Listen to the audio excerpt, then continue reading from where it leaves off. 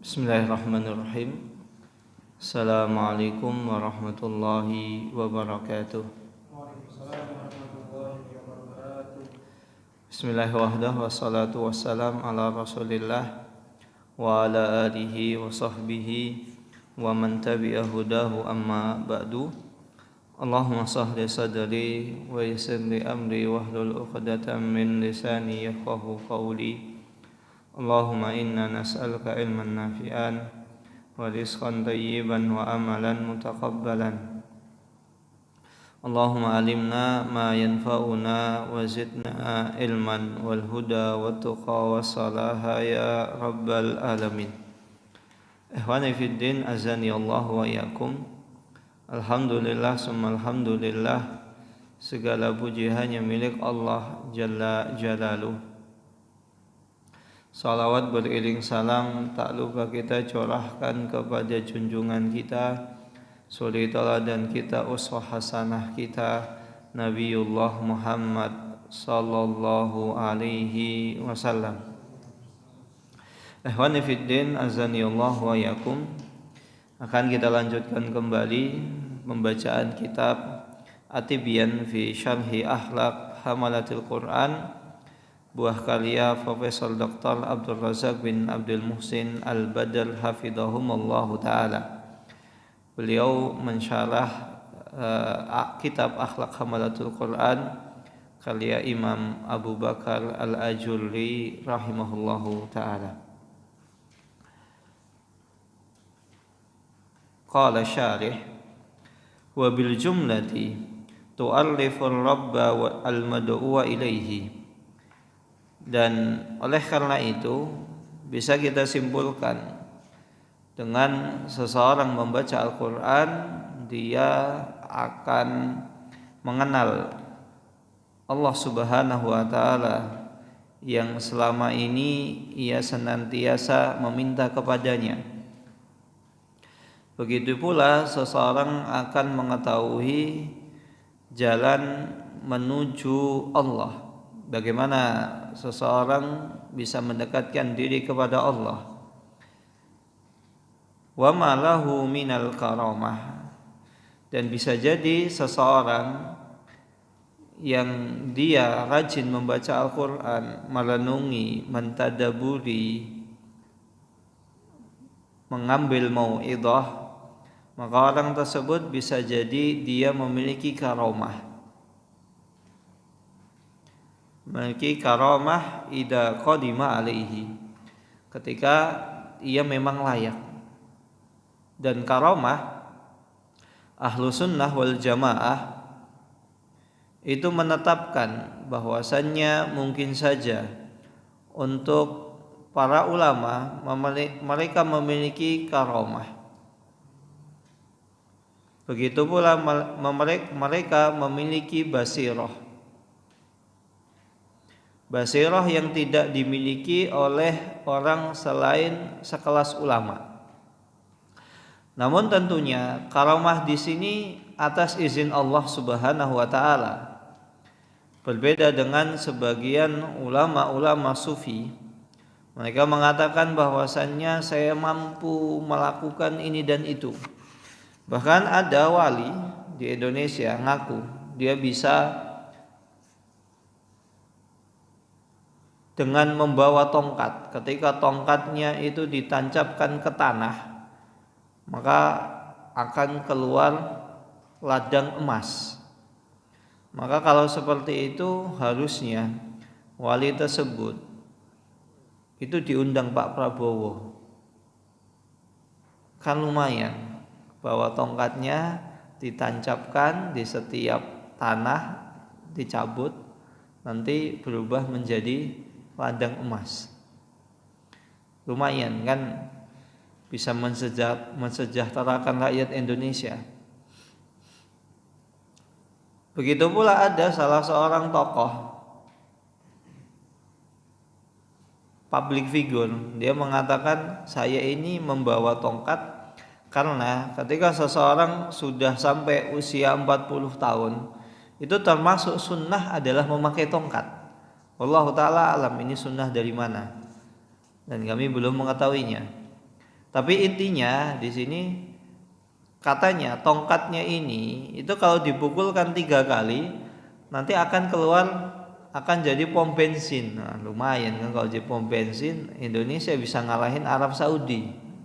Jadi negara penghasil minyak terbesar di dunia. Nah, sekalian, hal-hal seperti ini tuh khurafat. Bahkan ada wali yang telanjang, rambutnya gimbal, acak-acakan, tidak jelas, dikatakan sebagai wali. Ini saya tidak langsung ini istihza biddin, penghinaan terhadap agama. Masa wali tampangnya seperti orang gila, stylenya, modelnya seperti orang gila. Nah, ini tidak tepat seperti ini. Ini termasuk penghinaan kepada syariat Islam. Kemudian kita lanjutkan, fabayyana Ibnu Qayyim. Kemudian Ibnu Qayyim rahimahullahu taala telah menjelaskan dalam perkataan yang beliau sampaikan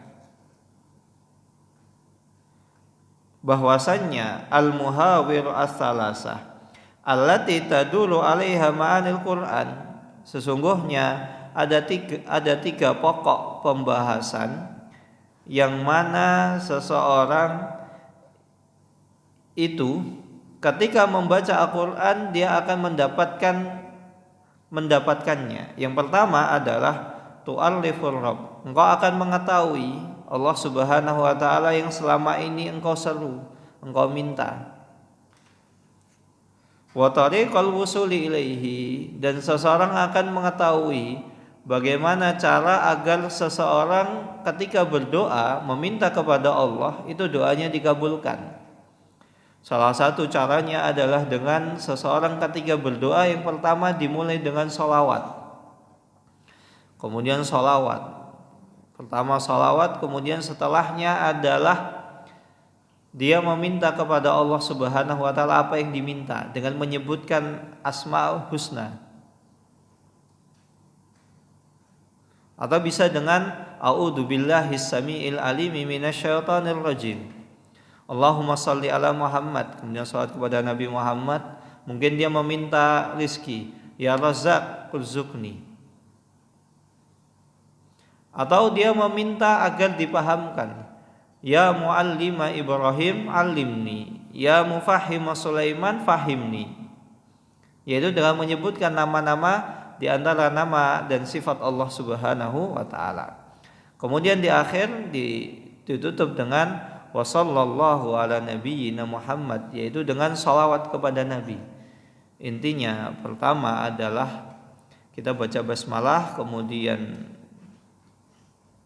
kita salawat, kemudian doa apa yang kita minta, dan terakhir ditutup dengan salawat. Itu adalah salah satu cara agar seseorang doanya itu Allah Subhanahu wa taala kabulkan.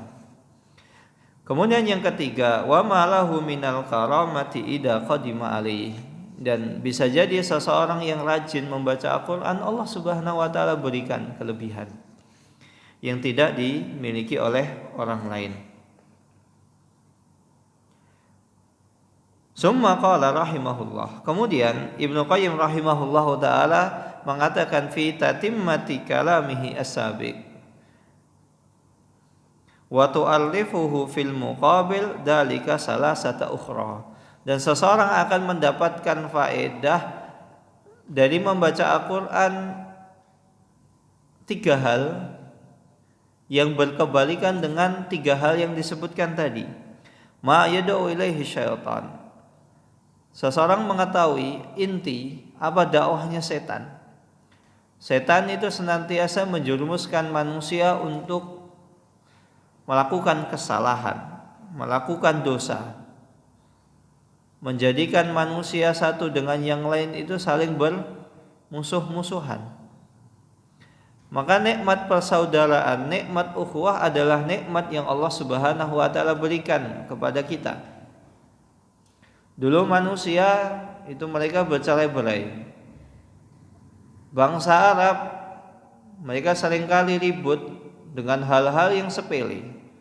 Cuma masalah perkara yang sepele mereka bisa perang. Kemudian Allah Subhanahu wa taala datangkan Islam sehingga Islam mengangkat harkat dan martabat umat manusia. Bukan hanya bangsa Arab saja. Manusia Allah selamatkan dari jahiliyah, menyembah patung yang tidak bisa bermanfaat sedikit pun. Antum lempar batu, patungnya nggak bisa menghindar. Dulu manusia menyembah seperti itu. Begitu juga dengan bangsa kita. Bangsa kita dulu animisme, dinamisme. Percaya hal-hal yang tidak masuk logika, tidak masuk akal.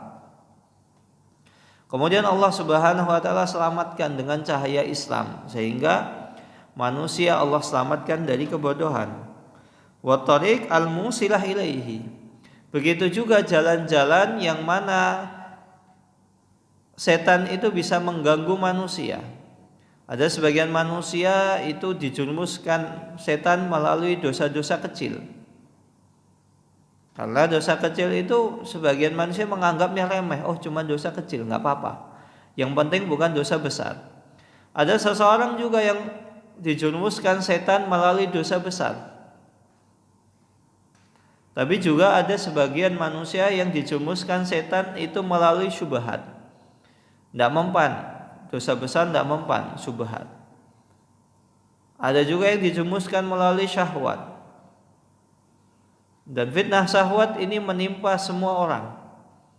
Mau dia thalibul ilmi, mau dia orang awam, semuanya terkena fitnah syahwat. Wa ma lil mustajib li da'wati minal ihanah wal adab ba'dal wusuli ilaihi. Dan seseorang juga akan mengetahui wa malil mustajib, apa yang didapatkan oleh orang-orang yang menerima dakwah dan seruan setan, minal ihanah, dari penghinaan, wal adab, begitu juga adab setelah mereka melakukannya. Bagaimana kita mengetahui para pengikut setan? Mereka adalah orang yang hina, baik di dunia maupun di akhirat. Terlebih lagi di akhirat, mereka akan mendapatkan adab. Bukti bahwasannya para pengikut setan, orang yang bermaksiat itu hina. Dia tahu apa yang dilakukan sejatinya itu salah. Buktinya banyak di antara para dai-dai yang mereka mengajak kepada keburukan, mereka minder ketika orang lain itu berbuat baik. Maka bagaimana caranya? Ada sebagian orang, bagaimana caranya saya ada teman agar saya ada teman dalam melakukan kesalahan. Begitu juga pernah ada salah seorang tetangga itu curhat tentang keadaan yang terjadi di Arab Saudi. Arab Saudi yang tidak bisa kita nafikan zaman sekarang, itu banyak, terkadang ada konser. Kemudian ya maksiat itu bisa lebih terbuka dibanding 10 tahun sebelumnya. Namun bukan berarti Arab Saudi itu sekuler atau liberal. Nah, tetap Arab Saudi mereka asasnya adalah menjalankan syariat Islam.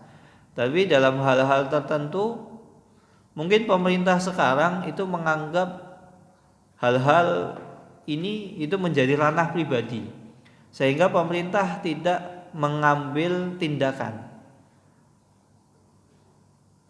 Mereka hanya fokus dalam ranah-ranah pemerintah, misalnya pendidikan itu harus berasas Al-Quran dan hadis. Begitu juga hukum, qisas, qada dan lain sebagainya. Dan hukum-hukum yang hukum halal haram itu berlaku. Tapi misal masalah konser, orang nggak sholat, itu sudah urusan ranah pribadi. Maka mungkin sebagian orang menganggap Arab Saudi itu saat ini liberal, padahal enggak, sekuler dia enggak juga. Ada salah seorang tetangga itu curhat, kenapa Arab Saudi sekarang lebih liberal atau sekuler gitu. Saya tanya, contohnya apa Pak? Ya contohnya sekarang Arab Saudi itu banyak ada konser. Ya walaupun konser itu terkadang banyak berita yang sudah sampai keluar Arab Saudi, padahal acaranya itu sudah dibatalkan. hebohnya di luar Saudi. Di dalam Saudi tenang-tenang saja. Nah, kenapa? Ya saya jawab seperti ini ya. Yang jelas Arab Saudi itu tetap asasnya adalah agama Islam. Tapi mungkin ada beberapa ya pejabat yang mana ketika izin melakukan hal tersebut itu ya mau tidak mau kan harus lewat pejabat. Dan kemudian ada salah satu pejabat yang ini menjadi titik kritis, kritik. Kebetulan memiliki jabatan yang tinggi dan memiliki darah ulama. Tapi beliau bukan ulama. Sedangkan di sisi yang lain, Mufti Saudi itu dipilih dari generasi Syekh Muhammad bin Abdul Wahab yang kompeten dalam bidang keilmuan agama. Tapi ada yang lain, yang menteri yang dari keturunan Syekh Muhammad bin Abdul Wahab yang memang agak ya Allah yahdi, semoga Allah Subhanahu wa taala memberi hidayah beliau. Begitu juga dengan kita. Beliau protes berapi-api begini dan begitu. Padahal sekalian, orang tersebut itu mohon maaf ya musik masih suka. Ini bukti bahwasannya kita ini sebenarnya tahu mana yang baik, mana yang buruk. Ketika Arab Saudi terjadi sesuatu, dia nggak terima. Walaupun di sisi yang lain dia melakukannya. Maka fitrah manusia itu demikian. Fitrah manusia itu mengajak kepada kebaikan.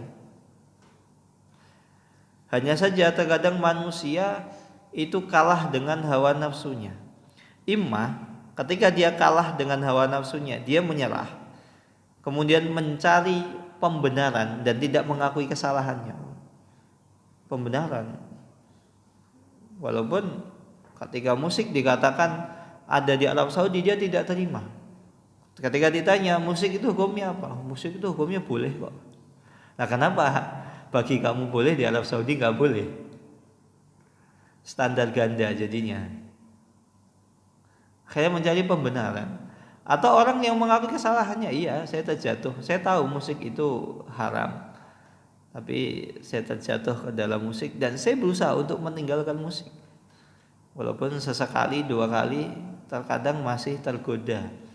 Apalagi musik sekalian, orang-orang tertentu yang dia hafal not musik, itu kadang ketika dengar ini tahu ini lagunya ini, dan gak sadar kadang kakinya atau tangannya itu bergerak tanpa dia sadari atau badannya bergerak. Maka sekalian memang musik itu sulit untuk dihindari. Maka bisa jadi ada orang seperti itu, terkadang masih bermusik. Dia mengakui bahwasanya musik itu haram dan dia berusaha untuk meninggalkannya. Berbeda dengan orang yang mencari pembenaran. Ini semoga Allah Subhanahu wa taala mengampuni orang tersebut dan mendapatkan taufik agar dia bisa bertaubat sebelum meninggal. Fahadhihi sittah, dan inilah 6 perkara yang sangat penting yang bermanfaat untuk seorang hamba untuk mengetahuinya dan mentadaburinya dan mentelaahnya.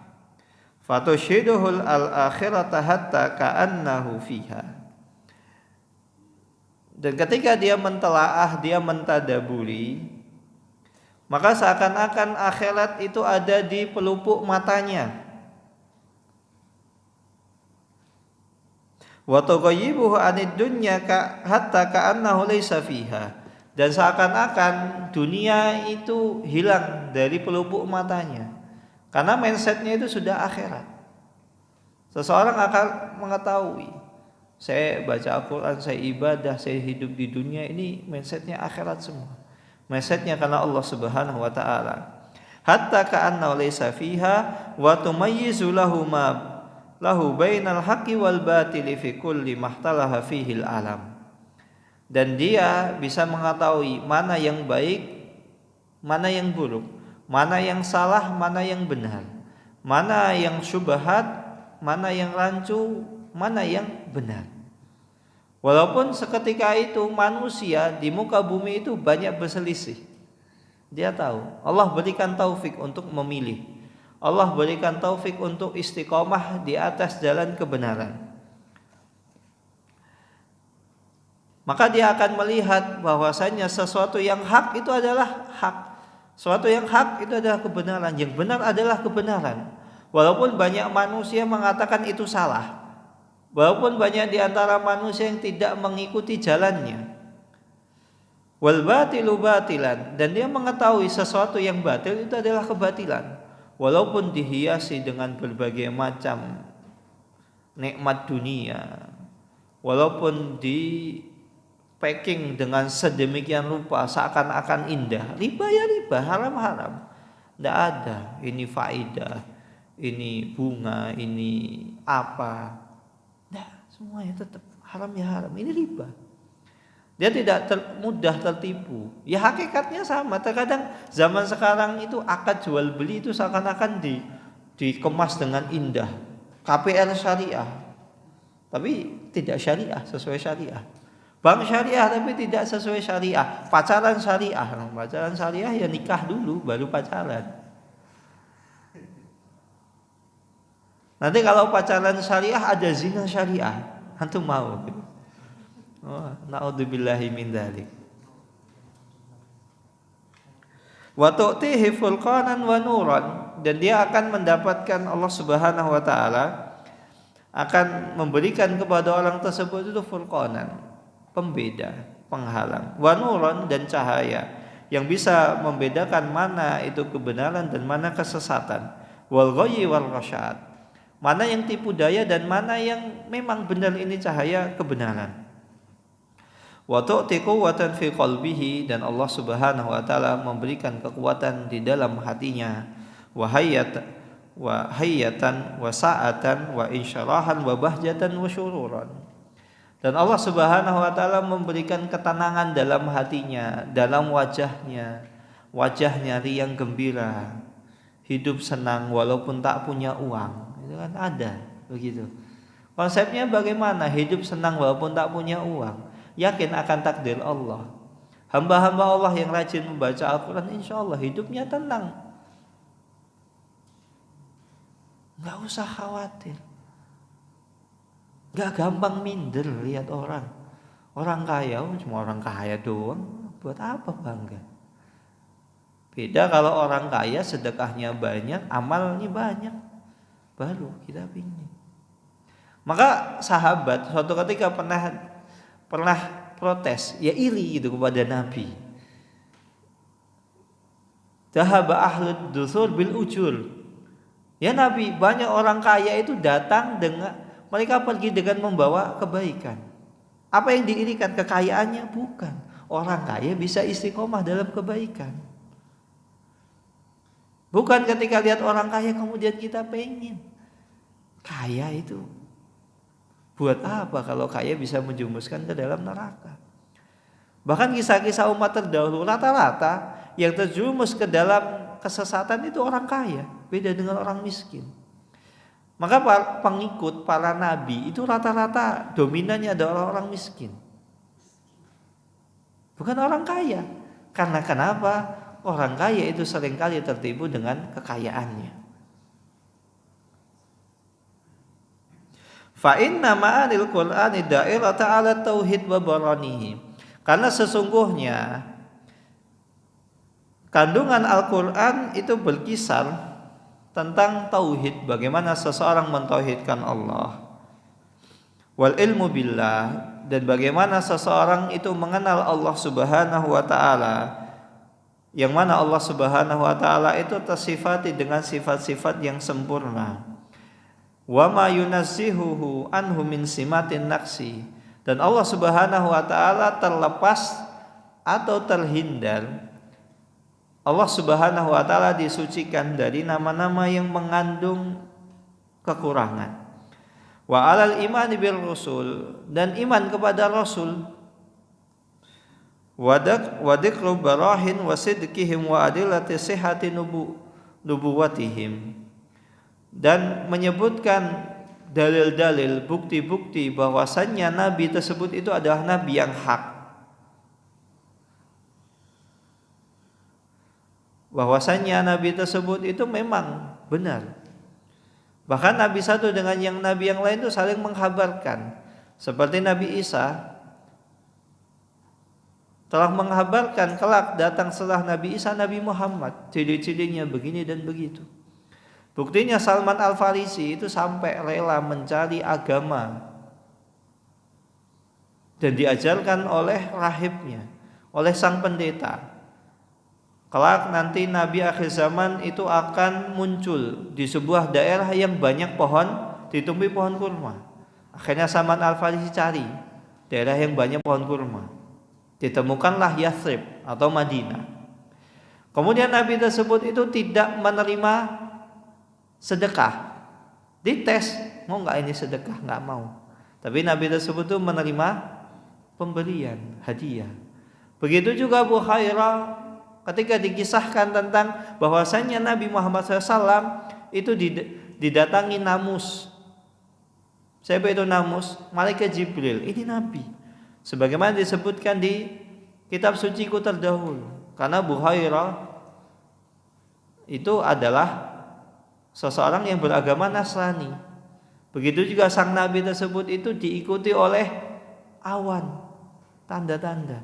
Kemudian di pundaknya itu ada cap kenabian, stempel kenabian. Semua dibuktikan.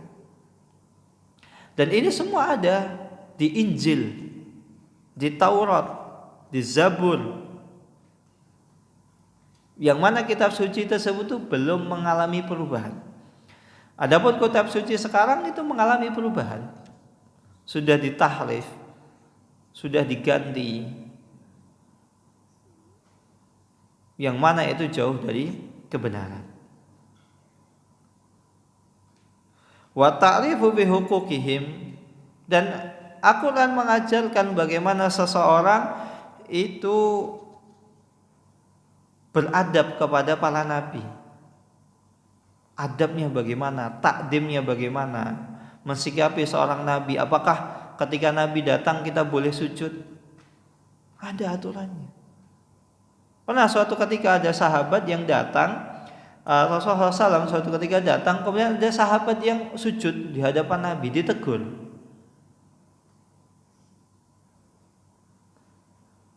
Karena kita tidak boleh sujud kepada Nabi. Dan Nabi saat itu memberi udzur kepada sahabat tersebut. Kenapa demikian? Karena sahabat tadi itu belum lama masuk Islam. Dan kebiasaan orang-orang zaman dahulu, salah satu bentuk takdimnya adalah dengan sujud kepada orang yang dimuliakan, orang yang dianggap memiliki kedudukan. Sebagaimana orang-orang Majusi, orang-orang Romawi, mereka sujud kepada rajanya. Maka ia mengira bahwasanya ketika Nabi Muhammad datang, sujud sebagaimana penghormatan. Islam mengajarkan bagaimana takdim kepada Nabi. Takdim kepada Nabi itu harus, tapi tidak boleh melebihi takdim kita kepada Allah sehingga menyamakan Nabi seakan-akan seperti Allah. Kita sujud, tidak boleh. Sudah ada aturannya. Wa huququ mursilihim, dan bagaimana kita berlaku, beradab, hak-hak yang harus kita tunaikan kepada Allah Subhanahu wa taala yang mengutus Nabi. Ada aturannya. Seperti ketika seseorang berdoa, seseorang tidak boleh berdoa itu sambil teriak-teriak. Nabi pernah menegur seseorang yang berdoa berteriak sambil teriak-teriak. Apa kata Nabi? Apakah hal tad'una al-asam? Apakah engkau berdoa kepada zat yang tuli? Sesungguhnya Allah itu as-sami al-basir. Allah itu maha melihat dan maha mendengar. Maka ketika berdoa jangan dengan cara yang teriak-teriak atau dengan cara yang mengancam atau seakan-akan kita ngatur Allah. Ya Allah, kalau dia jodohku maka dekatkanlah. Kalau dia bukan jodohku, tolong direvisi. Seakan-akan kita ngatur Allah. Maka ini bentuk su'ul adab. Ini bentuk tidak sopan kepada Allah Subhanahu wa taala dalam berdoa. Wa 'alal imani bi malaikatihi wa hum rusuluhu fi khalqihi wa amrihi wa tadbirihi.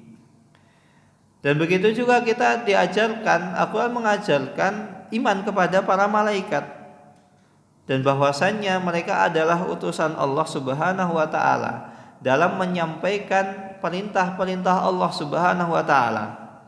Wa tadbiruhum al-umur bi idnihi wa masyiatihi.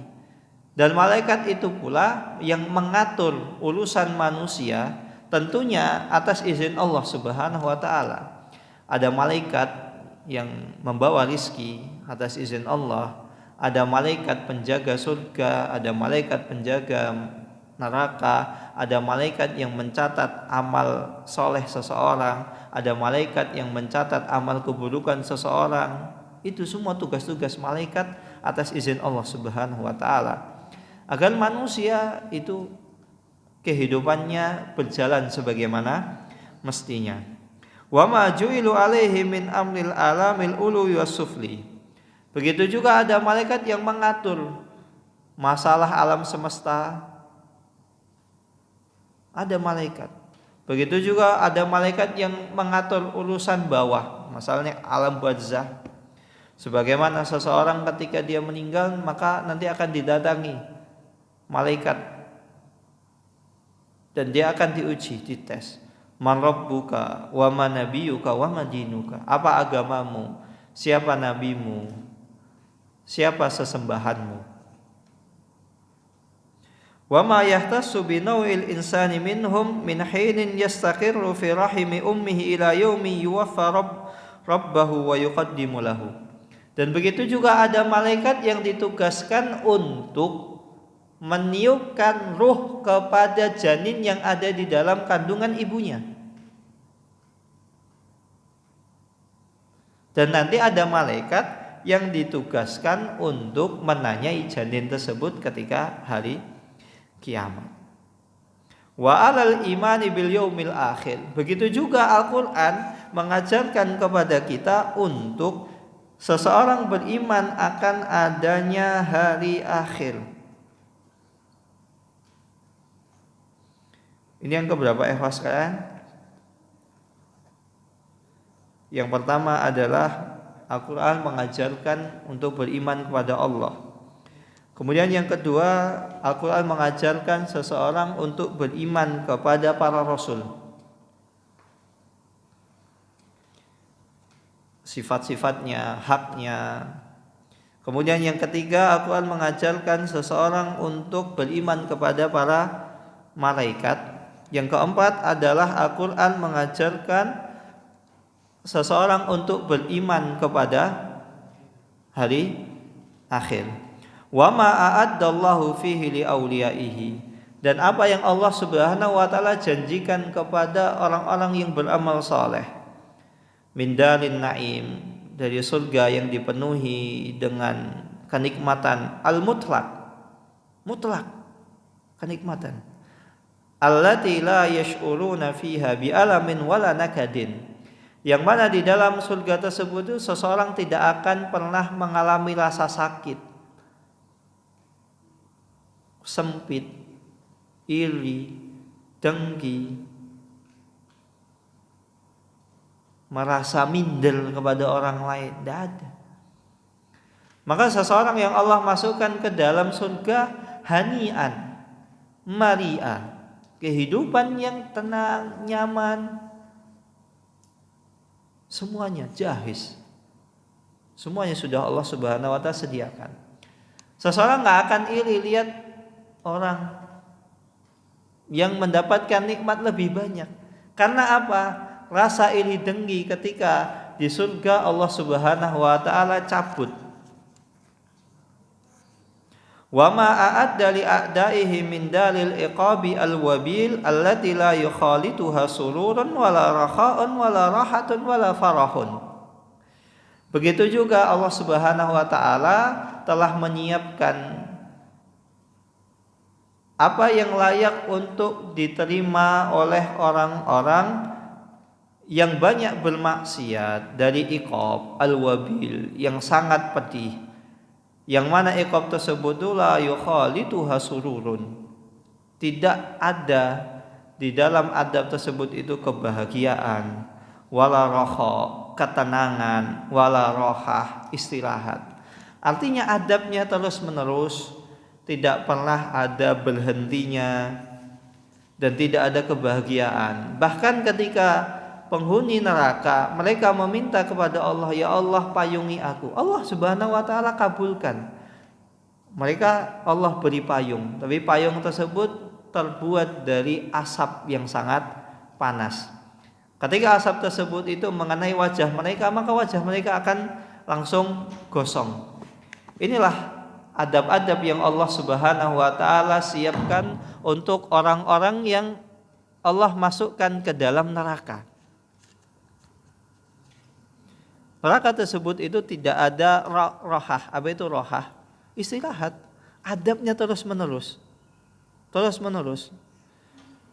Maka jangan sampai kita menikmati maksiat yang notabene di dunia itu hanya sehari, 2 hari, 1 jam, 2 jam. Bisa jadi apa yang kita nikmati tersebut itu akhirnya efek sampingnya kita bisa mendapatkan adab yang lama sekali ketika di neraka. Wa tafasilu dzalika atammat tafsila wa abyanahu. Dan Allah Subhanahu wa taala telah menjelaskan adab-adab tersebut sedetail-detailnya. Bagaimana perjalanan manusia dari manusia yang awalnya dia hidup di dunia dari bayi, kemudian beranjak remaja, kemudian dewasa, setelah dewasa tua, setelah tua dia akhirnya semakin lemah dan akhirnya meninggal. Kemudian dia masuk ke alam barzah, kemudian dia melewati sirat, dia harus ke padang mahsyar, kemudian ada mizan, ada timbangan amal seseorang. Allah Subhanahu wa taala telah jelaskan di dalam Al-Qur'an hal yang demikian itu sangat detail. Wa ala tafasilil amri wan nahyi. Begitu juga Allah Subhanahu wa taala telah menjelaskan kepada kita mana perintah, mana larangan. Semua dijelaskan oleh Allah Subhanahu wa taala dengan sedetail-detailnya. Wa syar'u wal qadar, mana yang ini menjadi ketetapan Allah, mana ini yang menjadi perintah Allah Subhanahu wa taala, telah Allah Subhanahu wa taala jelaskan. Dan tidak setiap apa yang terjadi di muka bumi ini itu atas keridhaan Allah Subhanahu wa taala. Memang itu semua atas takdir Allah. Seperti adanya setan yang mengganggu manusia itu atas takdir Allah. Tapi apakah Allah Subhanahu wa taala menghendaki manusia itu bermaksiat? Allah ridho. Allah menghendaki manusia itu bermaksiat tapi Allah tidak ridho. Buktinya Allah tidak ridho apa? Manusia itu diberikan akal untuk bisa memilih mana baik, mana yang buruk. Bahkan manusia itu tahu. Semua manusia itu tahu mana kebaikan, mana keburukan. Bahkan orang yang bermaksiat sekalipun tahu bahwasanya ini adalah maksiat, bahwasanya ini adalah dosa. Wal halal wal haram, begitu juga Allah Subhanahu wa taala telah menjelaskan mana yang halal dan mana yang haram. Enggak ada yang yang belum Allah Subhanahu wa taala jelaskan. Wal mawaid wal ibal, begitu juga mauidhah, peringatan-peringatan. Wal qasas wal amsal, kisah-kisah dan permisalan-permisalan. Banyak di dalam Al-Qur'an Allah Subhanahu wa taala mengisahkan tentang umat-umat terdahulu yang Allah Subhanahu wa taala binasakan. Begitu juga permisalan-permisalan agar manusia itu mau mengambil ibrah, mau berfikir. Seperti kisahnya Nabi Ibrahim yang menghancurkan berhala. Nabi Ibrahim bertanya kepada mereka, sesungguhnya yang menghancurkan berhala-berhala yang kecil itu ada berhala yang paling besar. Diajak berfikir. Nah setelah mereka berfikir, mereka tahu mana mungkin berhala yang paling besar bisa menghancurkan berhala yang kecil. Maka jika demikian, kenapa kalian menyembahnya? Ini diajak berpikir, amsal, contoh-contoh. ibar agar seseorang itu mau berpikir. Wal asbab wal hikam, begitu juga sebab-sebabnya. Ada sebagian hal yang Allah Subhanahu wa taala jelaskan sebabnya. Ada juga yang Allah Subhanahu wa taala sebabnya itu Allah berikan pengetahuan di sebagian orang, sedangkan sebagian yang tidak mengetahui. Begitu juga hikmahnya. Ada sebagian hikmah yang Allah Subhanahu wa taala jelaskan, ada sebagian hal yang hikmahnya Allah Subhanahu wa taala itu sengaja Allah Subhanahu wa taala simpan. Kenapa? Agar menguji manusia. Di manakah di antara manusia, di antara manusia itu yang benar-benar beriman kepada Allah? Misalnya contohnya adalah sholat Jumat. Sholat Jumat itu shaf pertama dapat onta, shaf kedua dapat sapi, shaf ketiga dapat ayam, shaf keempat dapat telur. Coba bayangkan setiap orang yang shaf pertama langsung dapat unta, langsung kaya raya. Orang akan berbondong-bondong, dapat unta, selesai sholat jual, minimal 40 juta. Coba bayangkan setiap pekan shaf pertama 40 juta, nggak usah kerja seminggu, sebulan 200 juta, bisa beli rumah baru. Maka orang akan berbondong-bondong karena jelas gitu. Tapi mengapa Allah Subhanahu wa taala simpan itu semua? Agar menguji manusia. Siapakah di antara manusia yang hari Jumat, yang mana hari Jumat itu jam kerjanya sudah dikurangi, tapi tetap menyibukkan dirinya dengan dunia? Dan manakah manusia yang dia beriman kepada Allah, ini hari Jumat, maka ada waktu persiapan untuk segala sholat Jumat, persiapan. Seseorang tidak akan beralasan ini dan itu. Dia mempersiapkan dirinya. Itu sebagai ujian. Di manakah di antara manusia itu yang beriman? Wa mabadi'i wal ghayat fi khalqihi wa amrihi. Begitu juga Allah Subhanahu wa taala telah menjelaskan bagaimana awal dan akhir penciptaan manusia. Fala tazalu ma'anihi tunhidul abdu ila rabbih bil wa'dil jamil. Dan Allah Subhanahu wa taala senantiasa memotivasi hambanya bil wa'dil jamil, dengan janji-janji yang mulia, janji-janji yang baik, dengan feedback. Kenapa demikian? Karena Allah Subhanahu wa taala tahu manusia itu suka ketika melakukan sesuatu dapat feedback. Ketika melakukan sesuatu dapat voucher tambahan. Ketika melakukan amal soleh dia dapat balasan yang setimpal. Allah Subhanahu wa taala tahu. Wa tuhaddiruhu wa tukhawwifuhu biwa'idihi minal adabil wabil.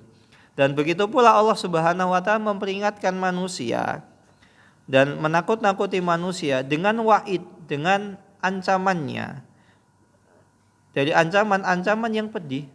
Karena ada di antara manusia kalau enggak diancam enggak berhenti. Kalau enggak diancam enggak berhenti. Contohnya, seseorang yang dia ketika diuji dengan kemiskinan, akhirnya dia sadar. Akhirnya mendekatkan diri kepada Allah Subhanahu wa taala. Tapi ada juga manusia yang ketika diuji dengan kemiskinan tidak juga sadar. Allah Subhanahu wa taala takdirkan dia kekurangan. Untuk mencukupi kebutuhan keluarganya itu tidak cukup. Bahkan anaknya mungkin sehari hanya makan sekali. Itu pun nasi dengan garam. Tapi suatu ketika dia memiliki rezeki, kemudian dia mengatakan kepada anaknya, "Nak, tolong belikan ayah rokok." Coba bayangkan, kehidupan biasanya itu yang notabene satu bungkus rokok sekitar 20.000 itu bisa dapat setengah kilo telur sehingga bisa mencukupi kebutuhan keluarganya.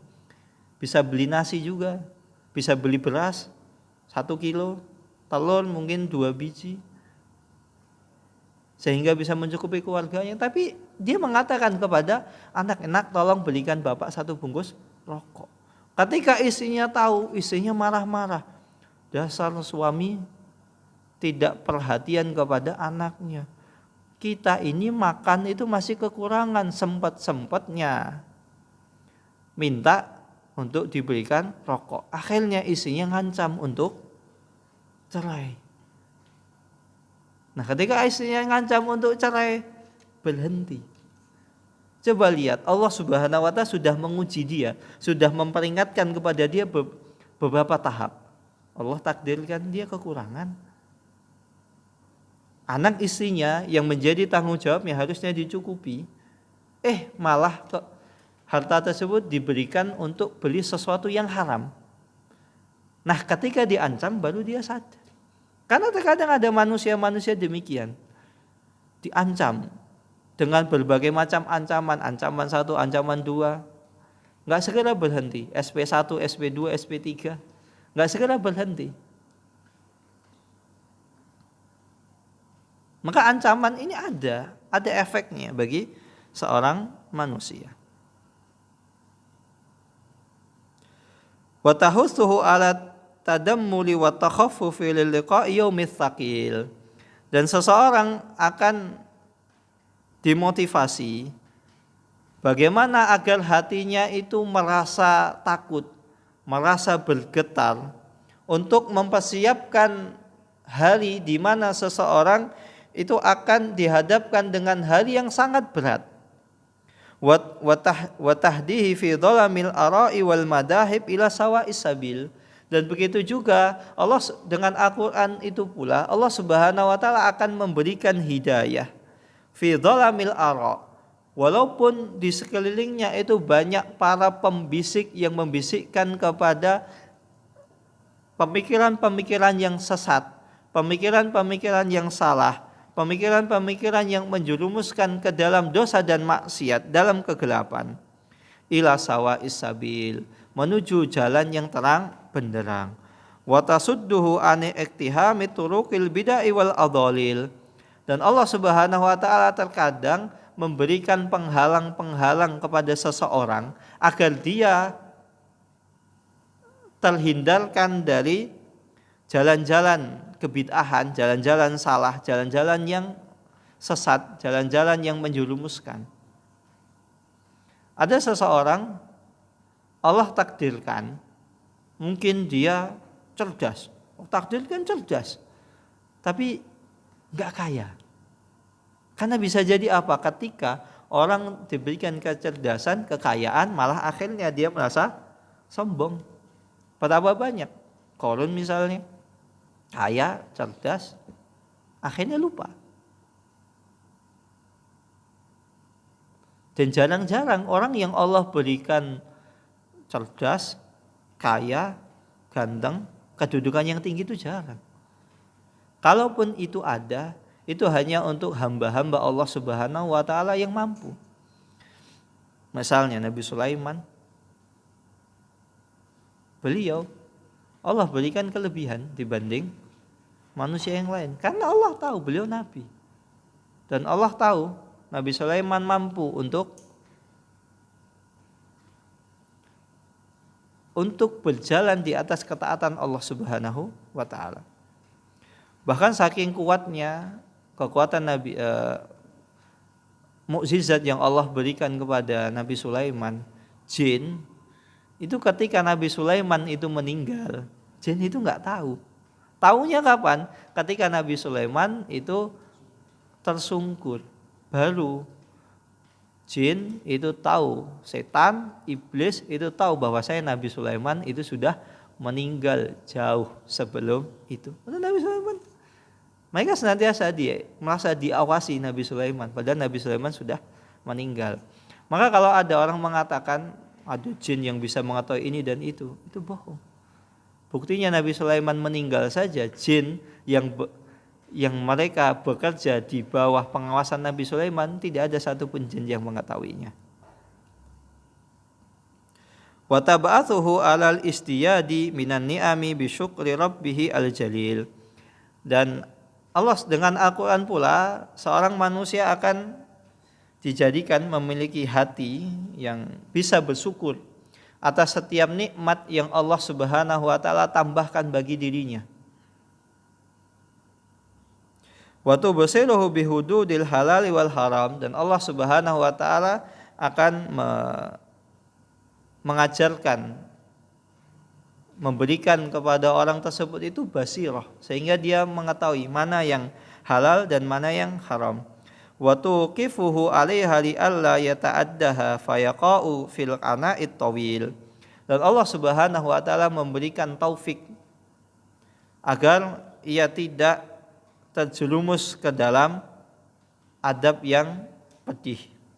Wa tathbutu qalbahu ala zaygi wal maili anil haqqi wat tahwil. Dan orang tersebut Allah Subhanahu wa taala berikan kekokohan hatinya agar dia tidak terjerumus ke dalam jalan-jalan yang sesat lagi memperdayakan. Wa tushiluhu alaihi umurus sa'ab wal aqabat asyaqah ghayatat tashil. Dan Allah Subhanahu wa taala akan memudahkan setiap urusannya.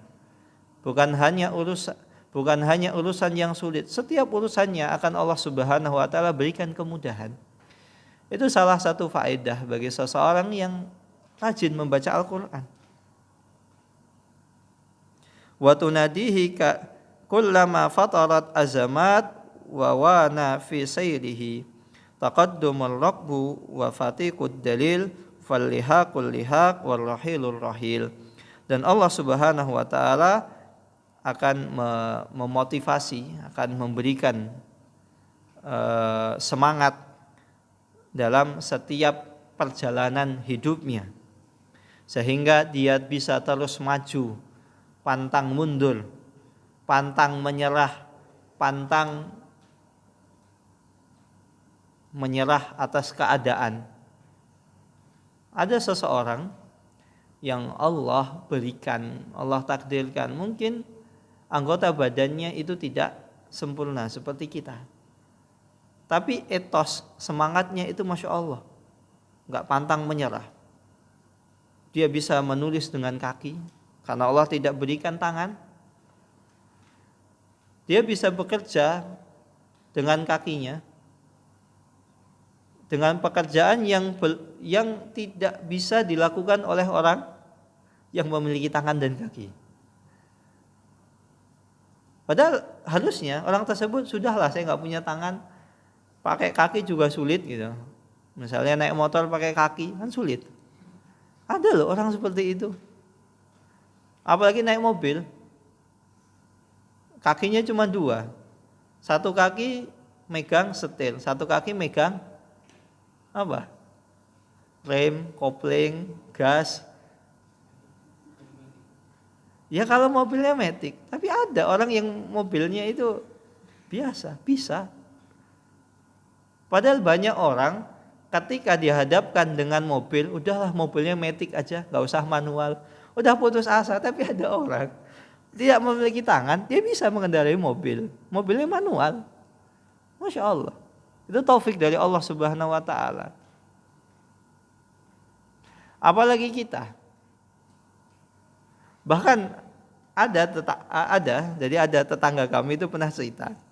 Dia kerja di perusahaan tambang batu bara di Kalimantan. Dia tanya, tahu nggak Mas, saya kerja di mana? Di tambang Pak. Tahu nggak? Saya ini pernah nggak kuliah di dunia tambang? Nggak tahu Pak. Saya nggak pernah. Boro-boro kuliah. Saya cuma lulusan SMA. Saya cuma lulusan SMA. Lah kok jenengan bisa kerja di tambang? Suatu ketika saya nggak sengaja ketemu bos saya. Bos saya itu minta untuk ditolong gitu, untuk pekerjaan yang nggak ada kaitannya dengan tambang. Kemudian saya bantu. Nah, karena bos saya ini, atasan saya ingin memberi insentif ya, rasa terima kasih gitu. Cuman beliau ini kan sibuk, akhirnya ya udah diajak datang ke kantornya gitu. Datang ke kantornya dan saat itu saya lihat jadi ada pipa atau apa gitu, ada pipa. Itu yang bocor. Nggak tahu, saya dapat ilham dari mana gitu. Saya ngomong, "Pak, ini kayaknya pipanya ini ada kebocoran di ini gitu. Dan cara nambalnya pakai ini gitu. Pakai apa gitu, istilahnya apa, dan saya enggak tahu." Kemudian bosnya ya iya dicoba dicek, ternyata benar ada kebocoran di tadi. Tahu nggak Mas? Kok saya bisa tahu? Ya nggak tahu Pak. Jenengan pernah belajar kayak gitu? Enggak Mas. Saya ini cuman kayaknya feeling aja gitu loh. Kayaknya ini ada yang bocor gitu. Coba Pak dicek di bagian ini gitu. Kayaknya ada yang bocor dan ternyata benar. Nah, akhirnya orang yang saya bantu tadi kebetulan bos tambang. Ini orang ini kayaknya punya ilmu gitu, punya punya keahlian dalam bidang dunia di pertambangan, entah saluran atau apa. Akhirnya udah, Mas besok datang ke rumah, saya angkat kamu jadi pegawai. Akhirnya kerja di tambang di Kalimantan. Jadi awalnya nggak sengaja, cuman bantu orang gitu, bantu butuh apa dibantu. Tapi karena nggak bisa memberi insentif, akhirnya diundang ke kantornya dan kantornya itu kantor cabangnya di Jakarta atau mana gitu, menyebutkan. Udah, akhirnya wah ini kayaknya orang ini punya. Dan akhirnya Masya Allah sampai sekarang beliau kerja hanya dengan modal ijazah SMA, gajinya 2 digit. Bahkan anak buahnya itu banyak S2, S3. Lulusan SMA. Dan beliau Masya Allah tabarakallah, beliau rajin sholat ke masjid, sholat tepat waktu. Allah Subhanahu wa ta'ala berikan kemudahan dalam setiap urusannya. Wa tahdu bihi wa tasiru amamahu sayrat dalil, sehingga dia bisa berjalan dengan jalan yang dibenarkan. Wa kullama kharaja alaihi kaminun min kama'inil adwi aw qati'un min qutta'it tariq nadathu al-hadalu wal hadar. Dan setiap kali dia menjumpai setiap hal yang bisa menghalangi dia dalam kebaikan, dia Allah Subhanahu wa taala berikan rambu-rambu sehingga dia bisa waspada. Fa'tasama billah wasta'in bihi, maka hendaklah seseorang senantiasa meminta pertolongan kepada Allah Subhanahu wa taala. Wa qul hasbiyallah, dan katakanlah hasbiyallah, cukuplah Allah Subhanahu wa taala, wa ni'mal wakil, dan cukup Allah Subhanahu wa taala yang memberikan pertolongan. Wallahu taala a'lam bisawab. Dan di dalam seseorang ketika dia mentadaburi dan mengamalkan, merenungi ayat-ayat Al-Quran serta memahaminya, dia akan mendapatkan manfaat yang sangat besar sebagaimana yang telah kita sebutkan dari faedah-faedah dan hikmah-hikmah seseorang yang membaca dan merenungi Al-Quran. Wallahu ta'ala alam bisawab. Ini yang bisa disampaikan, kurang lebihnya mohon maaf. Assalamualaikum warahmatullahi wabarakatuh. Ada pertanyaan di sini? Mana? Tunhidu itu nahdoh, penyemangat, membangkitkan. Ya, makanya ada Nahdlatul Ulama, NU, kebangkitan ulama. Jadi ulama itu bangkit. Gitu. Wallahu taala alam bisawab. Ada pertanyaan lain? Tadamun itu bergabung. Tadamun itu misalnya ada dua kemudian bergabung menjadi satu, tadamun. Hah?